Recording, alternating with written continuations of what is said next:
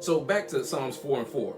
Tremble and do not sin. If you tremble, it goes back to acknowledging him in all of your ways. So let's just replace trembling for a moment with acknowledge him in your ways, so that y'all can gain deeper insight and revelation to what's being said. Tremble means to acknowledge him in your ways. All right? So acknowledging him in your ways will cause you not to sin. That's why David said in Psalms 4:4, tremble and do not sin. You will not sin if you're led by wisdom. Wisdom tells you in Proverbs chapter 8, y'all need to go back and read it again. I always say this. Wisdom tells you, all that hate me hate life. She also says that I hate sin and arrogance.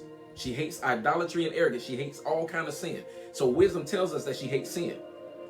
So if you're working out your own soul salvation with fear and trembling, with wisdom and acknowledgement of God in all your ways, let me just help y'all because this is higher revelation. You haven't heard it this way. With wisdom and acknowledgement of God in all your ways, work out your own soul salvation.